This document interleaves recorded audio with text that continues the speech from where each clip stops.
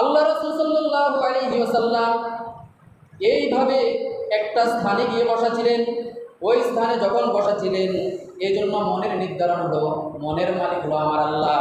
আমি নামাজে দাঁড়াইতেছি, মন দিয়েছি আল্লাহর প্রতি। এই জন্য ইন্নামাল আমালু বিন্নিয়াত, সকল কাজ হবে নিয়তের উপরে নির্ভরশীল।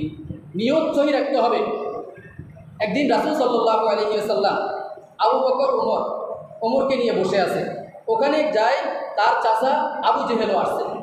আবু জেহেল আসার পরে আবু জেহেল রাসূলকে বলে, চাচা ভাতিজা তো মাঝে মধ্যে একটু দুষ্টামি করে, যদিও মানুষের মাঝে মানে প্রকাশ্যে যদিও চাচা ভাতিজাকে একটু হিংসা করে, কিন্তু মনে মনে ভাতিজাকে অত্যন্ত ভালোবাসে। তো ভাতিজারে বলে, ভাই আল্লাহ রাসূল, তোমার এত রাসূল হিসাবে প্রেরণ করা হয়েছে, আমার ভাতিজা। হ্যাঁ আমার ভাতিজা, আমি তোমার ভাতিজা, কী বলবা বলে? কয় তোমার মন তো হলো অত্যন্ত কুৎসিত কালো। হ্যাঁ ঠিক আছে। এই কথা শোনার পর ওমর পাশে ছিল, ওমর বলে, ওমর একটু রাগী মানুষ, সে বলে, হে আল্লাহ রাসূল, আপনার মন তো পূর্ণিমার চাঁদের চেয়েও সুন্দর, আপনার মন তো কালো না। এবার ওমরকে বলে, তুমিও ঠিক বলেছ। আবু বকর পাশে ছিল, আবু বকর বলে, হে আল্লাহ রাসূল, আপনি আবু জেহেলেরটাও ঠিক বলেছেন, ওমরেরটাও ঠিক বলেছেন। কেন কেন এই কথাটা বলেছেন? হয় তুমি জানো না, যার মন যেরকম সে সেরকমই ধারণা করবে।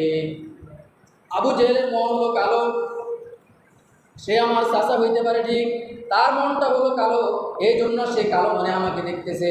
আর ওমরের মনটা হলো সাদা মনের, পূর্ণিমার চাঁদের মতো ওমরের মনটাও, এই জন্য ওমরও আমার মনটা দেখছে পূর্ণিমার চাঁদের মতো।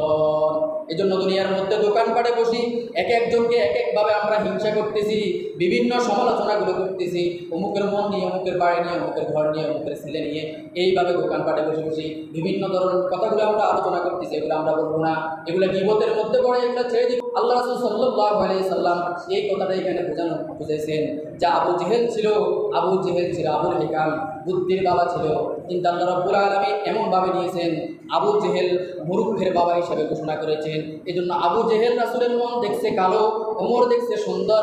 এই জন্য দুনিয়ার মানুষ বুঝতে হবে যে আমি আপনি সমালোচনা করব বিভিন্ন জায়গায় বসে বসে, এই সমালোচনা থেকে আমি আপনি দূরে থাকতে হবে। দোকানপাটে বসে বসে আমরা এই বাঙালিরা বসে বসে এটা আলোচনা করি, সমালোচনা করি আমরা।